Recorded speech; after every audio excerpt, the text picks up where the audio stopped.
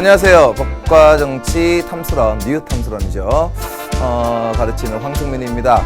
자, 여러분들 저희 이제 절반 훌쩍 넘어가지고요.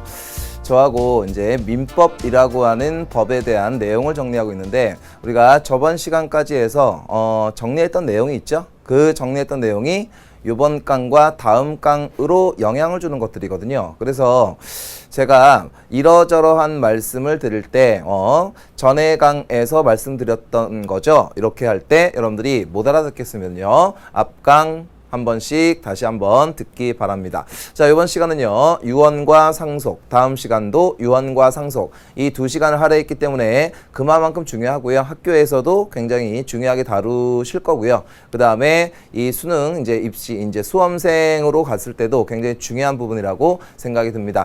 자, 근데 그거 하기 전에 저번 시간에 했던 여러 가지 부모 자식과의 법률 관계의 내용 있죠. 그 내용을 먼저 체크해 드리고 가도록 하겠습니다.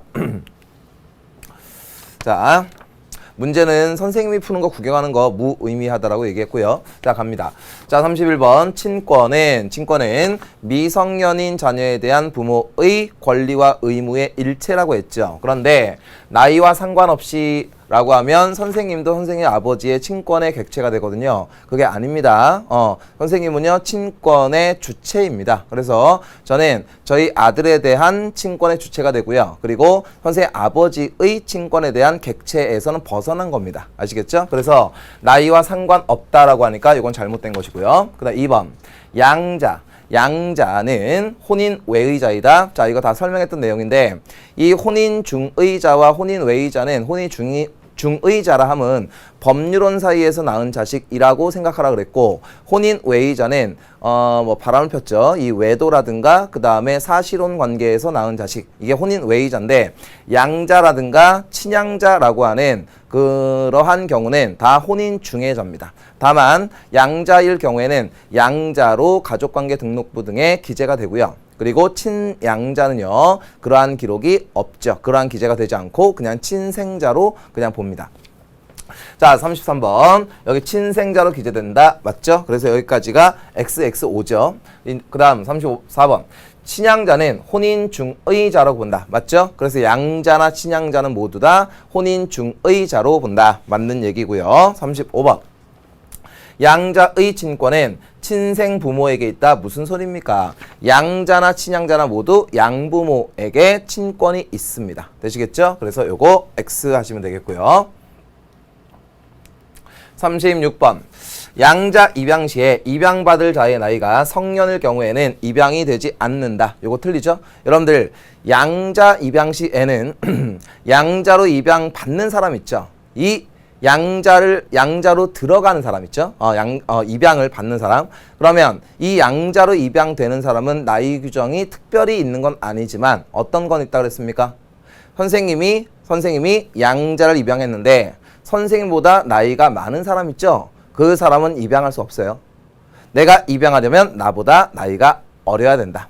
그러한 규정은 있다고 그랬습니다. 근데 어쨌든 성년일 경우에도 입양이 될 수 있습니다. 그러니까 선생님도 누군가의 양자로 들어갈 수가 있다는 얘기죠. 자, 됐고, 그 다음 36번에 X. 37번.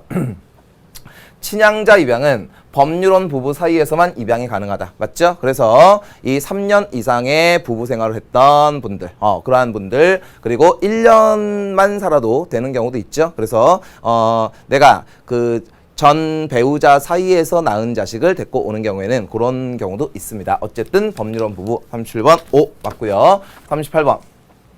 친양자 입양은 입양될 자가 미성년자인 경우에 한한다. 맞죠? 예전엔 15세였는데요. 15세 미만. 이제는 미성년자입니다. 38번 O. 39번. 부 또는 모가 친권을 남용하거나 너무 패거나, 그쵸? 그 다음에 현저한 비행, 이렇게 너무 이제 노는 걸 너무 심하게 좋아한다든가, 그 다음에 기타 친권 행사할 수 없는 중대한 사유가 있는 경우에는 친족 또는 검사의 청구에 의해 법원은 친권 상실을 선고할 수 있죠. 그렇습니까? 자녀 본인은 친권 상실을 청구할 수 없습니다. 만약에 자녀가 친권 상실을 청구할 수 있다라고 하면 좀 이상한 결과가 나오겠죠. 우리나라 정서하고 좀 안 맞겠죠. 뭐 엄마 아빠한테 좀 이제 따끔하게 회초리 맞고 있습니다.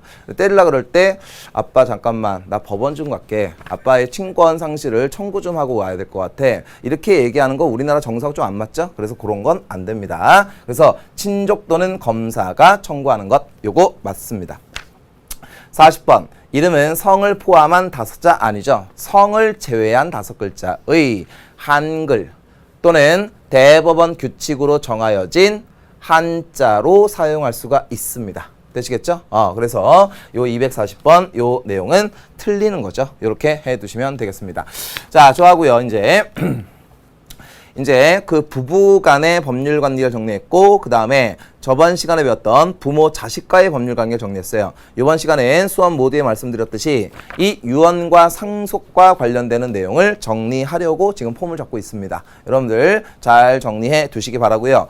자, 이 부분에 계산 문제가 나올 것인데 이 계산 문제 절대로 쫄리지 마시고요. 자신감 있게 푸시면 누구나 풀 수 있는 부분입니다. 더하기 빼기, 곱하기, 나누기만 할 줄 아시면 됩니다. 아시겠죠? 그래서 이거 뭐 대단한 뭐가 있고 그런 건 아닙니다. 계산에서 여러분들이 기본 개념에 충실하시면 충분히 풀 수 있는 부분이니까 쫄리지 않는 게 핵심입니다. 아시겠죠? 자, 그럼 지금부터 이제 상속과 유언에 대해서 정리하도록 하겠습니다. 보십시오. 자, 일단 이 유언이라는 게 있어요. 유언. 뭐 고인의 유지를 담아 뭐 이런 말들 하죠. 그래서 유언이라는 게 있고요. 그 다음에 상속이라는 게 있어요. 상속이라는 게 있는데 자, 여러분들 이 유언과 상속에 있어서 먼저 기억해야 될 내용이 무엇이냐. 이 유언과 상속과의 관계를 정확하게 명쾌하게 구별할 수 있어야 됩니다. 여러분들 유언이 상속이다, 뭐 상속이 유언이다 이렇게 헷갈리시면 안 됩니다. 자, 첫 번째 우리나라는 유언이 1차입니다. 다시 얘기해서 상속이 이루어지기 위해서는 유언이 없거나 유언이 무효일 경우에 한하여 상속이 이루어지는 거예요. 구별되나요? 구별되시겠습니까? 안 되겠죠. 자, 이 유언은 자, 이렇게 생각하시면 돼요. 유언에 의한 증여입니다. 유언에 의한 증여. 요거 두 글자로 한번 줄여보세요. 두 글자 줄여보세요. 유언 증여. 뭐겠습니까? 유증이라고 합니다. 아시겠어요? 유증이에요. 유증. 그리고 이 상속은 뭐냐? 법정상속이라고 표현합니다. 법정상속. 그러면 이 법정상속을 두 글자로 뭐라 그럽니까? 법상? 법속? 뭐? 상속이에요, 그냥. 아시겠죠? 그래서 여러분들 일단 단어를 먼저 구별하실 수 있어야 돼요. 유언에 의한 증여 줄여서 유증이라고 하며 그 다음에 상속, 법정상속이라고 한다. 됐죠? 자, 그러면 다시 한번 얘기하는데 상속이 이루어지기 위해서는 다시 한번 법정상속이 이루어지기 위해서는 유언이 없거나 또는 유언이 무효일 경우에 한하여 상속이 이루어지는 겁니다. 됐죠? 자, 그러면 이렇게 한번 써볼게요. 이렇게 유언에 의해 상속권이 인정된다 라는 말이 맞을까요? 틀릴까요? 유언에 의해서 상속권이 없던 사람이 상속권이 생긴대요. 이 말은 맞을까요? 틀릴까요? 이 말은 네버입니다. 이런 말 없어요. 이런 말 없어요. 유언에 의해서 상속권이 인정되는 건 없어요. 자, 그러면 이 유언, 유증이라고 하는데 여기서 보십시오. 유증인이라는 사람이 있고요. 유증인이라는 사람이 있고 그 다음 피유증인이라는 사람이 있어요. 피유증인. 그리고 이 상속에서 상속인이라는 사람이 있고 그 다음에 피상속인이라는 사람도 있습니다. 됐어요? 자, 그러면 이 단어 때문에 여러분들이 헷갈려가지고 틀리는 경우도 있는데 이 유증인이라고 하는 건 뭐냐? 유증을 하는 사람이에요. 다시 얘기해서 유언서를 쓰는 사람, 유언을 하는 사람이란 뜻이에요. 그 다음에 피유증인은 누구냐? 유언에 의한 징여를 받는 사람이죠. 됐습니까? 그러면 굳이 구별한다면 이 둘 중에서 누가 죽을 예정인 사람입니까? 유증인이 죽을 예정인 사람이에요. 알겠습니까? 그 다음 상속인, 피상속인이라고 합니다. 요거 구별, 요거랑 막 헷갈려하는 친구 있는데 요거를 생각하시면 돼요. 여러분들 미국에 호텔이 있는데 여러분들 다 아는 호텔이에요. 그 호텔에 아주 유명한 딸내미가 있어요. 먼튼 있죠? 그러면 그녀를 거액의 피상속녀라고 합니까? 거액의 상속녀라고 합니까? 거액의 상속녀라고 하잖아요. 알겠습니까? 선생의 아버지가 그렇지는 않으시지만 뭐 재산이 한 뭐 1조 정도 있으시다. 1조가 몇 억입니까? 만억이에요. 만억. 억이 만 개예요. 그러면 선생의 아버지가 1조를 가지고 계시다. 그러면 조금 더 사랑할래나 모르겠습니다. 그렇지는 않죠. 아버지는 그냥 아버지죠. 그런데 잘 보세요. 선생님의 아버지에게 이제 1조의 재산을 이제 상속하게 되는데 선생님을 거액의 상속남이라고 합니까? 거액의 피상속남이라고 합니까? 거액의 상속남이에요. 그러면 상속인은 받는 사람이고요. 그다음에 피상속인은 죽는 사람이에요. 알겠습니까? 그러면 죽는 사람 누굽니까? 피상속인, 그다음에 유증인입니다. 알겠습니까? 돈을 받는 사람은 피유증인, 상속인이에요. 알겠죠? 그래서 원칙적으로 따지면 상속을 받는다라는 표현이 아니고요. 원래는 상속을 한다라고 해야 돼요. 원칙은. 자, 그런데 우리가 그냥 혼용해서 막 사용을 합니다. 자, 그래서 유증인, 피유증인, 상속인, 피상속인 요 구별을 먼저 좀 해 두시고요. 그럼 이제 본격적으로 합니다. 자, 여기서 유언이 있는데 이 유언은 단독 법률 행위입니다. 요거 잘 체크해 놓으십시오. 요거 우리가 배웠을까요? 배웠죠. 언제? 여러분들 유언은요. 유언은 요걸 얘기하면서 볼게요. 유언에 능력이 있어야 되는데 유언의 능력은요. 어떻게 해야 됩니까? 17세가 돼야 되고요. 그 다음 의사 능력이 있어야 합니다. 의사 능력. 자, 그러면 16세는요. 부모의 동의를 받아서 유언할 수 있다. 이거 배운 적 있는데 16세, 15세, 14세, 13세는 유언을 할 때 부모의 동의를 받아서 유언을 한다. 이 말이 맞습니까? 틀립니까? 틀리죠. 유언은요. 혼자 하는 겁니다. 알겠습니까? 동의받아 하는 게 아닙니다. 그래서 이거는 단독 법률 행위입니다. 됐죠? 몇 살이 되면은요? 17세입니다. 17세. 그리고요. 여기서 갖춰야 될 능력은 의사 능력입니다. 자, 그러면은요. 잘 보세요. 피성년 후견인은 어떤 사람이죠? 질병, 노령, 장애 등등의 이유로 정신적 제약이 왔고 그 정신적 제약에 의해서 사무 처리 능력이 지속적으로 결여되어 있는 사람으로서 가정법원의 심판에 의해서 이루어지는 거죠. 그러면 피성년 후견인은요. 유언을 할 수 있을까요? 없을까요? 모르는 겁니다. 피성년 후견인 중에서도요. 의사 능력이 있는 자가 있을 수 있어요. 그러면 그 사람은 할 수가 있습니다. 아시겠죠? 여기서는 의사 능력을 전제로 깝니다. 그리고 이 유언요. 언제 효력이 발생하느냐? 효력 발생 시점은요. 유언서를 작성했을 때 아니면 사망 시. 언제가 유언의 효력이 발생하는 시점일까요? 유언 작성 시점 아닙니다. 유언은 사망했을 때 발생하는 것이다. 자, 그러면 선생님이 지금 오늘 이 촬영 끝나고 쉬는 시간에 유언을 쫙 해놨어요. 나의 재산 몇 억을 어떻게 하겠다. 유언을 쫙 했습니다. 그러면 이 유언서를 작성했고 그 유언서를 작성했을 때 유언의 효력이 발생하는 게 아닙니다. 아시겠죠? 선생님 집안은요, 그렇게 장수하는 집안은 아니거든요. 좀 이제 여러 가지 병이 좀 있는 집안인데, 그래서 나중에 이제 선생님 죽을 때 그때 발생이 되는 겁니다. 아시겠죠? 오케이. 그러면 이걸 볼 수 있겠네요. 복수의 유언장이 있을 수 있을까요? 없을까요? 복수의 유언장 있을 수 있죠. 선생님이 재산이 10억이라고 하면 만약에 오늘 유언을 했습니다. 어떤 장학재단에 내 전 재산 10억을 기부할게 라고 썼어요. 그리고 1년 후에 선생님이 똑같이 내 전 재산 10억을 다른 장학재단에게 기부할게 라고 하면 복수의 유언장이 있는 거죠. 됐습니까? 복수의 유언장. 그러면 이 복수의 유언장이 딱 나오면 자, 여기서 기억해야 될 거 뭐냐? 요 말을 딱 기억하세요.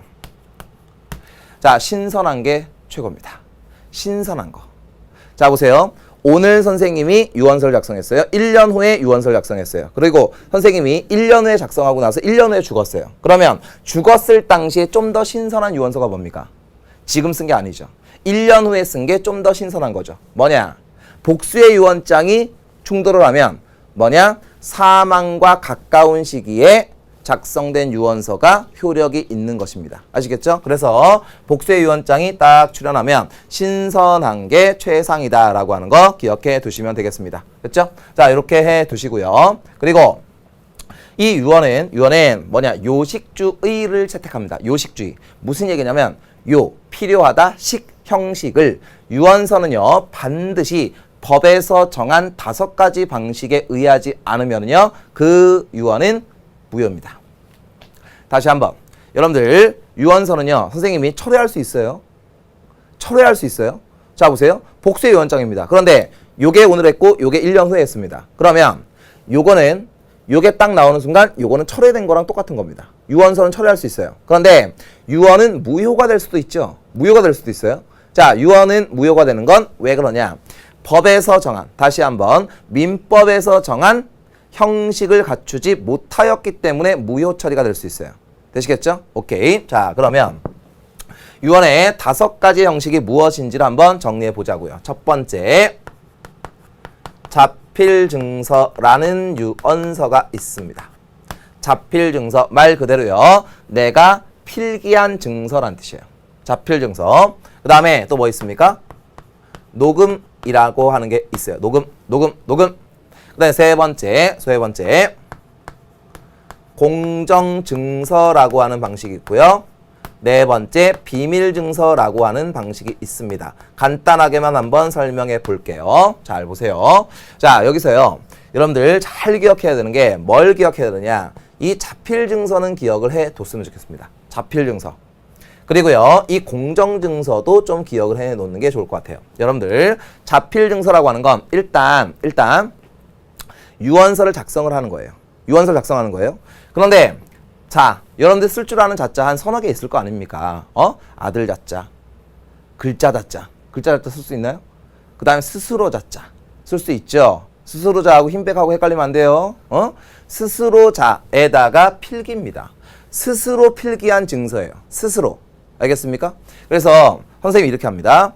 나의 전 재산 10억을 예를 들어서 하는 거예요. 나의 전 재산 10억을 띵띵 재단에게 기부할게 라고 딱 썼어요. 그럼 그게 유언서의 첫문이에요. 그게. 됐죠? 그러면 그 다음번에 뭘 하느냐? 언제 작성했는지 연월일을 써야죠. 연월일. 됐습니까? 그리고 내가 어디 사는 사람인지도 밝힐 필요가 있어요. 됐습니까? 그리고요. 성명을 자서합니다. 자서하고요. 날인을 합니다. 날인이라는 말의 뜻은 뭐예요? 도장국이라는 뜻이에요. 알겠습니까? 도장국이라는 뜻이에요. 도장국입니다. 자, 그러면 이 자필증서를 내가 나의 전 재산을 누구한테 줄게 라고 딱 써놓고요. 그리고 그 유언에 의한 증여 목록이 있죠. 목록은 선생님이 한글 프로그램 딱 열었습니다. 열어가지고요. 띠리릭 썼습니다. 그러면 유언에 의한 증여 목록은 한글 프로그램, 컴퓨터 프로그램으로 작성했다. 엑셀로 작성했다. 라고 하면 그것 또한 무효입니다. 알겠습니까? 그러니 뭐냐? 스스로 작성하고요. 스스로 이름까지 쓰고 도장국까지 날린 경우에 한하여 유효한 유언에 의한 증여가 이루어지는 겁니다. 알겠습니까? 그럼 법원의 검의는 받게 되는데 그 이제 증서가 제대로 된 건지. 자, 이게 자필 증서입니다. 됐죠? 자, 그러면 이 자필 증서일 경우에는요. 자, 서명만 하는 경우가 있어요. 서명만. 그럼 서명을 했는데 내가 알아볼 수 있는 이름을 서명을 했습니다. 그러면 그 옆에 도장까지 찍어야 돼요. 알겠습니까? 도장까지 꼭 찍어야 돼요.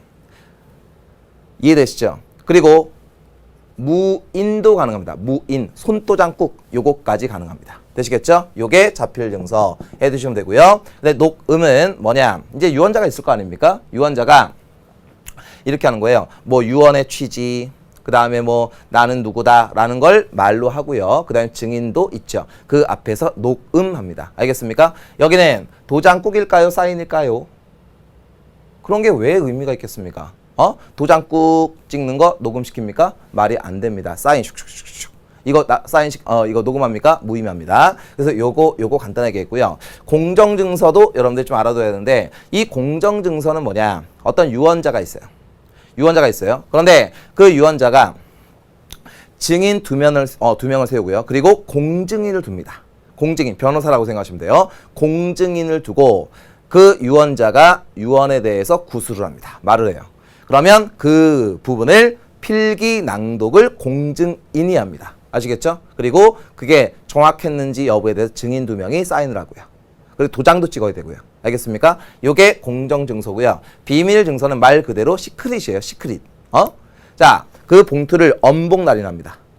못 보게 엄복날인하고요. 뭐냐? 증인이 또 참여하죠. 2인 이상의 증인이 참여하고요. 그리고 일정 기간 안에 어떻게 하느냐? 그 공증인 또는 법원 서기에게 제출해야 됩니다. 이런 게 비밀증서예요. 그런데 여기서요.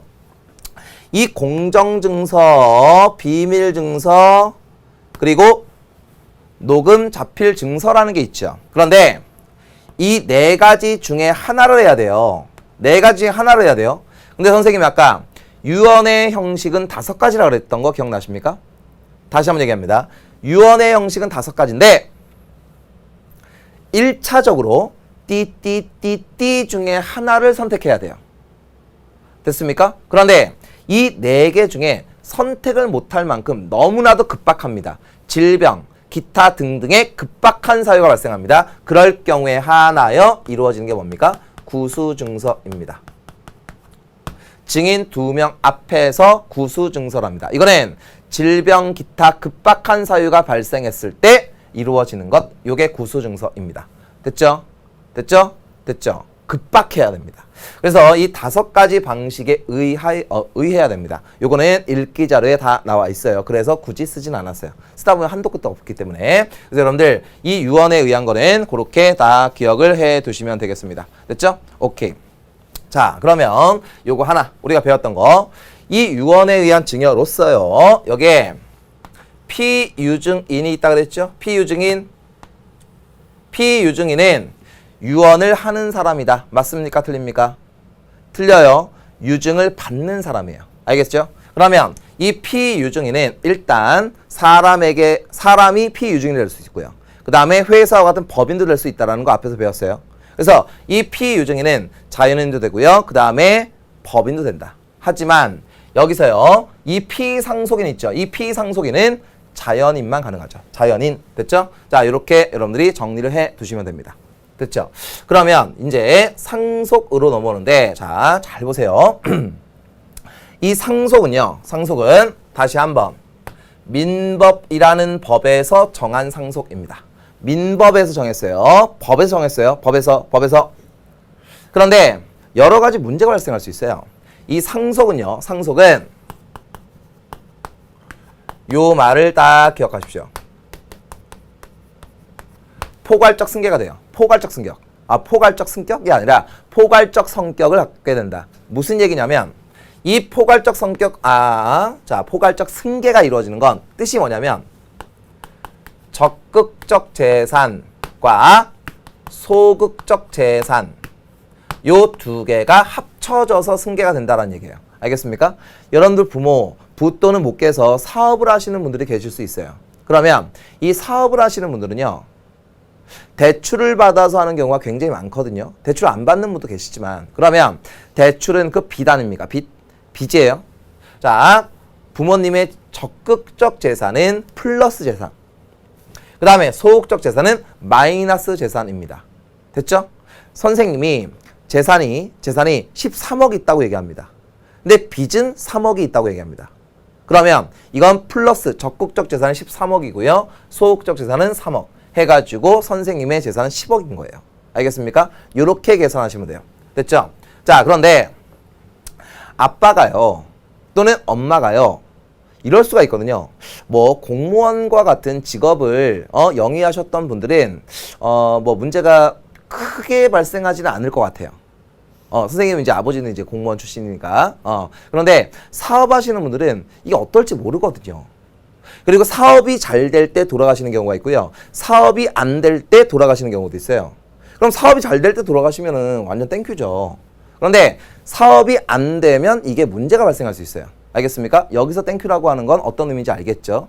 만약에 예를 들어서 재산을 상속을 받았어요. 근데 대학을 졸업하면서 바로 절반은 뺏깁니다. 이렇게 살 수는 없잖아요. 알겠죠? 여러분들 이러시면 안 돼요. 저는요, 부 또는 모를 너무너무 사랑해가지고요. 저는 부 또는 모가 남긴 빚 다 갚으면 살 거예요.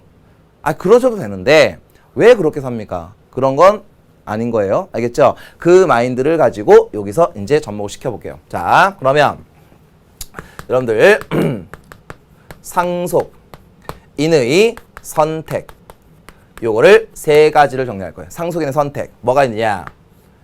요게 있어요. 첫 번째 단순 승인 할 수가 있고요. 그 다음에 한정 승인을 할 수가 있고요. 그 다음에 상속 포기라는 게 있어요.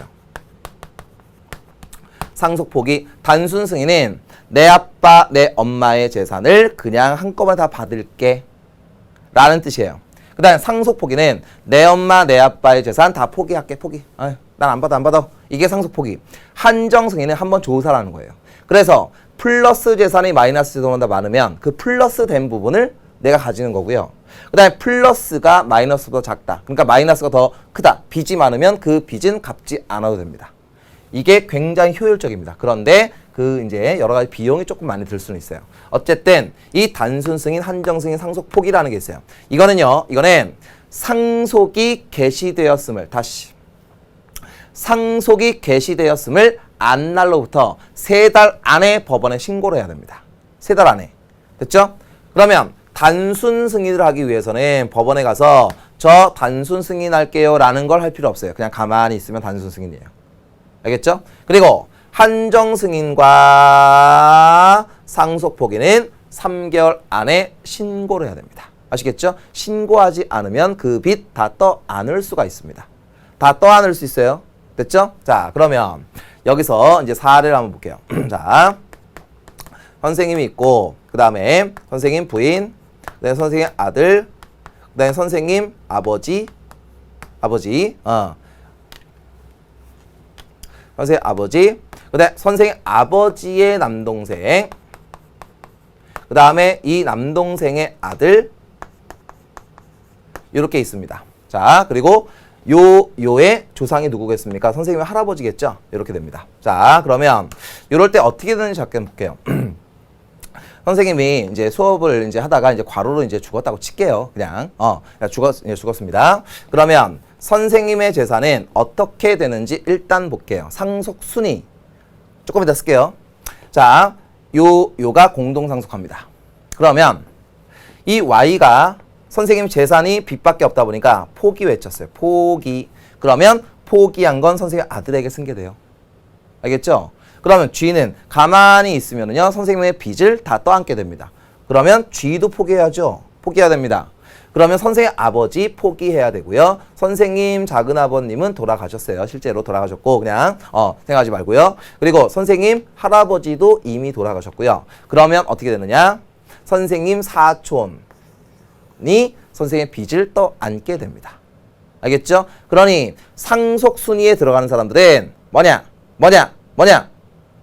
누군가 돌아가셨을 때 정신 바짝 차리고 있어야 됩니다. 아시겠죠? 그 빚을 사랑하는 마음으로 갚는 게 아니에요, 빚은. 아시겠죠? 그래서 모든 사람들이 다 포기하게 되면 그 빚이 없어지는 거예요. 아시겠죠? 자, 이렇게 이루어집니다. 이게 법정 상속과 관련되는 것이고요. 요만큼 와서 자, 그러면 뭐냐? 상속. 뭘 먼저 할까요? 상속권의 박탈을 먼저 합시다. 상속권의 박탈. 그리고 선생님하고 상속분의 계산을 먼저 하고요. 이렇게 진행을 하도록 하겠습니다. 됐죠? 자, 그러면 자, 여기다 몇 글자만 더 써놓을게요. 자, 여기다 쓰는 게 낫겠군요. 자, 볼게요. 자, 이렇게 되는데, 자, 그러면 여기서 여러분들이 기억해야 될 게 상속, 순위. 자, 여러분들 상속, 순위 암기하셔야 됩니다. 암기. 상속, 순위. 1순위는 직계, 비속입니다. 됐죠? 2순위는 직계, 존속입니다. 그 다음에 3순위는요. 형제, 자매입니다. 4순위는요. 사촌 이내의 반계 혈족, 사촌 형제라고 생각하시면 돼요.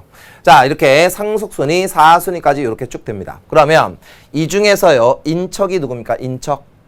혼인에 의해서 알게 된 사람. 여러분들, 요 직계 존속이라는, 이 직계 존속이라고 하는 건, 여기 직계 존속과 비속이 있는데, 직계 비속이라고 하는 건 아랫사람이에요. 그러니까 선생님 입장에서 선생님 아들입니다. 알겠죠? 직계 존속은 뭐냐?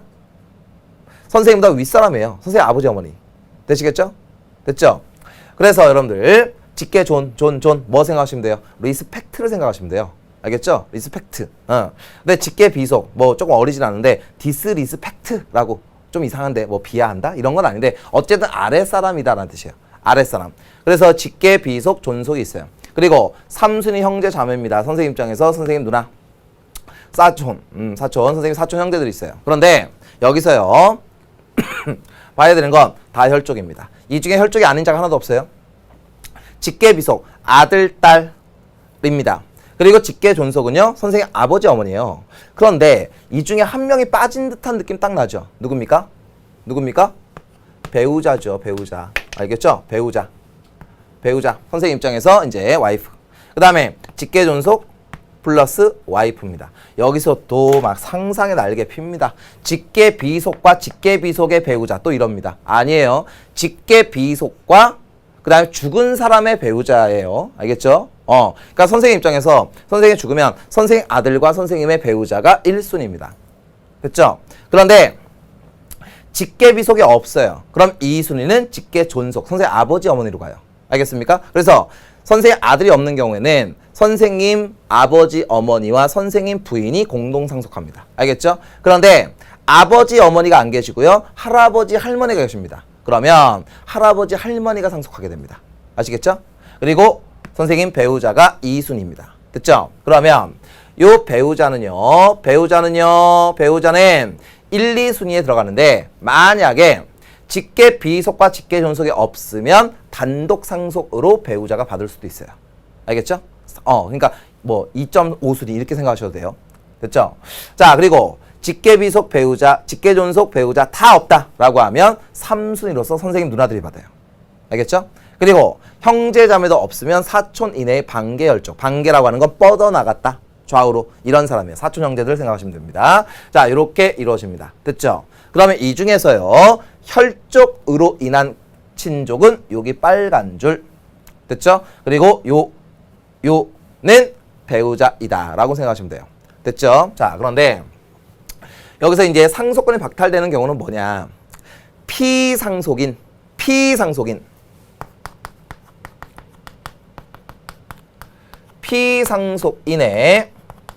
대한 부도덕한 행위, 뭐 살인 또는 살인 미수 이런 경우에는 상속권이 박탈됩니다. 아시겠죠? 그리고 이런 경우도 있어요. 유언에 대해서 위조한 것 이런 경우입니다. 자, 여러분들 생각하시면 돼요. 우리나라는 도덕사회거든요. 유교가 이제 우리나라 이제 쫙 자리 잡혔잖아요. 이렇게 생각하시면 돼요. 선생님이 예를 들어서 하는 거예요. 선생님이 선생님 아버지를 이렇게 했어요. 죽였습니다. 그러면 선생님 아버지가 돌아가시니까 상속이 발생할 거 아닙니까? 그럼 선생님이 받을 거 아닙니까? 이러면 선생님이 못 받는다는 얘기예요. 알겠죠? 그래서 예전에 영화에서도 이런 게 있었어요. 영화에서도 그거 뭡니까? 그 강철중 나오고 그게 그 공공의 적. 공공의 적에서요. 그 이 무슨 배우가 엄마 아빠를 죽이는 장면이 나왔어요. 근데 그 엄마 두 분을 다 죽이고 상속을 받으려고 그랬는데 거기서 이제 뭐 이렇게 하다가 이제 그 배우의 이제 손톱이 이렇게 들어가서 거기서 이제 조금 이제 알게 되고 그런 경우입니다. 그러면 이거는 상속권 박탈됩니다. 그리고 선생님의 선순위자 또는 동순위자가 없어도 선생님 상속받을 수 있겠죠. 이렇게 부도덕한 행위를 하게 되면 이거는 상속권이 박탈된다. 됐죠? 유언을 하게 하거나 유언을 못하게 하면 이것도 상속권이 박탈됩니다. 되시겠죠? 이렇게 해두시면 되고요. 그 다음에 상속분의 계산에서 요거 하나 봅시다. 상속분의 계산에서 자 미혼, 기혼, 여부하고 상관없죠. 똑같습니다. 미혼인 자녀, 기혼인 자녀 똑같아요. 그 다음 자연혈족, 법정혈족 상관없죠. 나의 친생, 그러니까 예를 들어서 양자가 있다. 그 다음 내가 직접 낳은 자식이 있다. 똑같습니다. 아시겠죠? 그 다음 남녀의 구별이 있습니까? 남녀의 구별 없습니다. 다 모든 게 무엇이냐? 상속권이 이루어지면 균등 상속이 된다라고 하는 거 생각하시면 됩니다. 됐죠? 이거 상속분의 계산이에요. 됐죠? 단 그 죽은 그 피상속인의 배우자는 뭐냐? 오하를 가산한다. 이렇게 해두시면 됩니다. 됐죠? 자, 이렇게 여러분들이 잘 기억을 해놓고 있는 게 좋을 것 같아요. 됐습니까? 이게 상속분의 계산이에요. 그러면 이렇게만 딱 알아두면 여러분들이 문제를 맞추느냐? 그렇지가 않아요. 자, 그럼 이제 계산을 한번 해볼 테니까 잘 보십시오. 자, 이쪽 보세요. 상속분의 계산인데 자,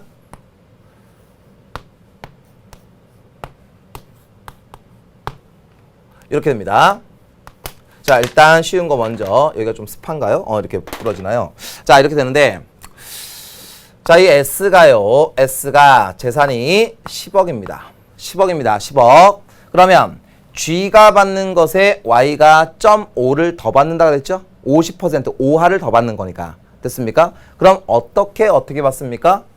얘가 4억을 받습니다. 그럼 얘는 6억을 받습니다. 그러면 여기에 절반이 2억이니까 4억 더하기 2억 해서 6억. 이거 구할 수 있겠습니까? 이렇게 하셔야 돼요. 선생님이 하라는 대로 하세요. 이렇게 하는 분들 굉장히 많던데 이렇게 하세요. 자, 보세요. 무조건 배우자가 있죠. 그럼 배우자가 있고 배우자는 직계 비속 또는 직계 존속과 공동상속하죠. 그러면 직계 비속 또는 직계 존속은 무조건 임의의 숫자 2를 그냥 잡아요. 무조건 2를 잡아요. 무조건. 그러면 Y는 G가 임의의 숫자 2를 가져가니까 Y는 얼마 가져가야 될까요? 반을 더 더해야 되니까 3을 가져가야 되겠죠. 됐습니까? 3. 그러면 G는 얼마 중에 2를 가져가는 거예요? 2 더하기 3 아닙니까? 그러니까 5분의 1을 가져가는 거예요. 됐습니까? 그러면 곱하기 10억을 하면 될 거 아닙니까? 그러면 5, 2, 10. 그러니까 여긴 4억 가져가죠. 그리고 요 Y는 5분의 3을 가져가죠. 곱하기 10 해서 여기는 6억 가져가겠죠. 이렇게 계산하는 겁니다. 됐죠? 하나 더. 자, 보세요. E, G, S가 있습니다. 그러면 E와 G와 S가 있는데 여기에 거꾸로 갈게요. 공간이 조금 부족하니까. 이 세 명의 아빠가 있어요. 이 세 명의 아빠. 그다음 이 세 명의 엄마가 있습니다. 이렇게 됐어요. 자, 그렇게 되면 이 아빠가 돌아가셨습니다. 그러면 이 모와 E와 G와 S는 각각 얼마씩 받는지 계산할 수 있어야 돼요. 계산할 수 있어야 됩니다. 계산할 수 있어야 돼요. 됐죠? 계산할 수 있어야 돼요. 그러면 이렇게 하셔야 됩니다. 이렇게 여기 재산이 18억이다라고 쳐볼까요? 18억. 그러면 어떻게 분배가 되는지 잘 보세요. 선생님이 배우자가 있고 배우자가 상속받는 경우는 직계 비속 또는 직계 존속의 경우라고 그랬죠. 그러면 이 직계 비속 또는 직계 존속은 무조건 임의 숫자 얼마? 2. 2. 2. 그러니까 뭐는 얼마예요? 3. 됐습니까? 3. 이렇게 됩니다. 됐죠? 이렇게 됩니다. 그리고 요가 있어요. 그러면 이것은 얼마 중에 2를 가져가겠습니까? 다 더하라니까는요. 9 중에 2. 됐습니까? 여기는 9 중에 2. 여기는 9 중에 2. 여기는 9 중에 3이죠. 됐습니까? 그러면 요 2는 18억 곱하기 9분의 2니까 얼마? 4억. 4억. 그리고 모는 얼마? 6억 가져가겠죠. 됐습니까? 이렇게 이루어집니다. 됐죠? 그리고 가끔 가다가 이 민법이 개정될 뻔했던 그러한 부분을 내시는 분들도 계시거든요. 이런 것들이 있어요.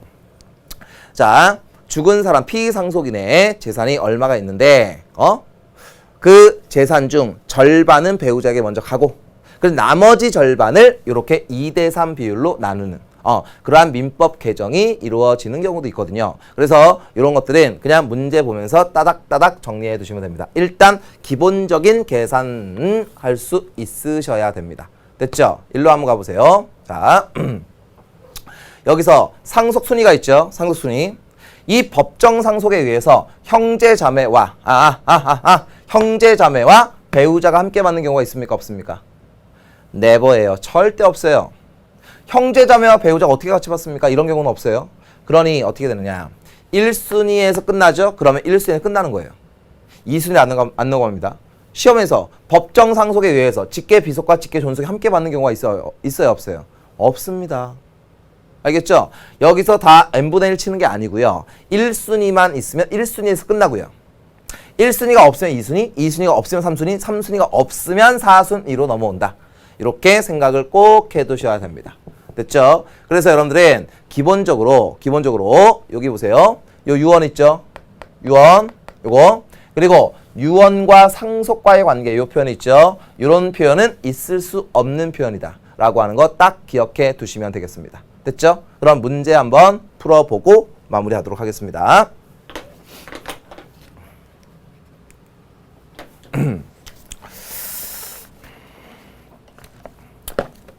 자, 171쪽입니다. 얼마 전 남편은 좀 더 큰 집으로 이사하기 위해 아파트를 3억 원에 매수하기로 하였다. 자, 매매 대금 3억을 모두 지급했어요. 그런데 남편이 소유권 등기를 하지 않아 하기 전에 교통사로 갑자기 죽었어요. 소유권 등기를 하지 않았으니까 이 부동산에서 등기하기 전이니까 소유권이 이전된 게 아닙니다. 저와 남편 사이에 아이가 없어서 1년 전에 여자아이 1명을 입양하였고 남편과 전처 사이에는 아들이 1명 있는데 전처가 키우고 있어요. 남편에게 빚이 조금 있고 생전에 유언은 없었어요. 이 경우 부동산과 상속 문제는 어떻게 되나요? 라고 되어 있습니다. 그러면 이거를 간단하게 한번 표현해 볼게요. 남편이 있습니다. 그리고 현재 부인이 있고요. 그 다음에 전 부인이 있습니다. 전 부인이 있어요. 그런데 여기서요. 남편과 현 요 사이에서 어떻게 합니까? 1년 전에 1명을 입양했답니다. 여기 양자 입양이 됐어요. 뭐 친양자일 수도 있겠지만 양자. 그리고 여기서 요 전 부인과 남편 사이에서 자식이 하나 있죠? 자식이 하나가 있습니다. 그 자식이 1명 있어요. 여기 자식이 하나 있다. 자, 라고 할 때 어떻게 되느냐. 요 남편이 사망합니다. 그럴 때 상속권자는 현재 부인, 그 다음에 자양자. 다 받습니까? 이 전 부인은 못 받겠죠. 이거 받을 수 있나요? 받을 수 있죠, 당연히. 얘네 아빠가 누굽니까? 남편이에요. 알겠죠? 얘네 아빠가 이 사람이라니까요. 됐죠? 그러면 여기서 상속인은 띠띠띠 2대 2대 3 됐습니까? 7분의 2, 7분의 2, 7분의 3을 가져가게 됩니다. 됐죠? 이렇게 해두시면 된다. 자, 그러면 갑. 남편이 매매대금을 모두 지급하였으므로 남편이 아파트의 소유권자 아닙니다. 등기를 해야 됩니다. 을. 남편의 재산만 상속됩니까? 아닙니다. 포괄적으로 승계됩니다. 그 다음에 병. 질문자뿐만 아니라 입양한 딸, 남편과 전처 사이의 아들 모두 상속인이고요. 질문자의 법정 상속은 7분의 3입니다. 됐죠? 그래서 제대로 된 댓글은 병과 정이겠죠. 됐습니까? 여기 갑과 을같이 댓글 달았으면 이 댓글이 자꾸 달리겠죠. 법과 정치도 공부 안 했니? 막 이렇게. 그래서 병과 정 이렇게 하시면 되겠습니다. 답은 5번. 다음 문제 볼게요. 기본 문제 3번입니다.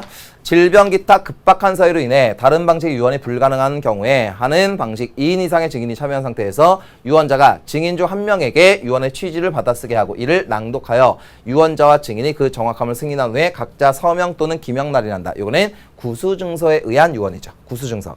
이러면 이 구수증서에 의한 유언에서 여러분들이 혼돈하지 말아야 될 건 무엇이냐. 처음부터 구수증서를 할 수가 없어요.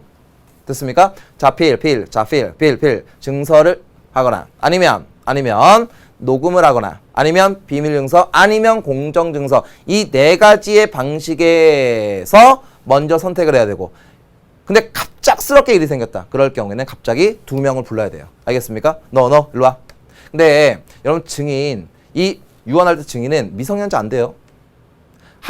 피한정 후견은 안 됩니다. 네, 피성년 후견은 안 됩니다. 그리고 공정증서의 경우에는 공증인의 친족은 또 안 됩니다. 만약에 공증인 참여해가 공증인이 막 쓰고 있는데 공증인의 친족이 증인으로 들어와 있습니다. 안 되겠죠? 그래서 그 유언에 의해서 유리하게 되는 사람이 있어서는 안 돼요. 알겠죠? 그렇게 이루어집니다. 그래서 이거는 구수증서에 의한 우연이다 라고 하는 거 생각해 두시면 되겠습니다. 자, 그럼 이번 시간에 뭘 정리했는지 구경 한번 해봅시다. 유언 방식 띠띠띠 요 5가지를 배웠습니다. 그 중에서 여러분들 기억해야 될 거 몇 가지 제가 포인트 잡아서 정리해 드렸고 상속 순위 비존 형제자매 사촌 있는 관계혈종 됐습니까? 이렇게 됩니다. 이 중에서요 인척은 없어요. 그쵸? 혈족으로 인한 친족이 아닌 경우는 배우자밖에 없습니다. 됐죠? 고모부 받을 수 있습니까? 받을 수 없어요. 받을 수 없습니다. 되시겠죠? 이렇게 되는 것이고요. 상속분, 성별, 혼인, 여부, 그다음에 자연, 법정, 혈족과 무관하게 같은 비율이다. 이렇게 해두시면 되고요. 배우자의 상속분은 공동상속분의 상속분의 5화를 가산한다. 요거 해서 여러분들이 뭘 해야 되느냐? 반드시 계산을 어떻게 하는지도 여러분들이 알아두셔야 되는 내용입니다. 자, 이렇게 해서요. 저하고 이제 이번 시간에 유언과 상속의 기본적인 주제를 정리했고요. 다음 시간은요. 응용 들어가요. 응용. 여러분들 싫어하는 응용 들어갑니다. 먼저 유류분, 대습상속, 그 다음에 동시사사사망 요 3가지를 가지고 제가 끊임없이 응용을 해드릴 겁니다. 아시겠죠? 그래서 다음 시간에 조금 어려우니까 정신 바짝 차리고 찾아오시기 바랍니다. 수고하셨습니다.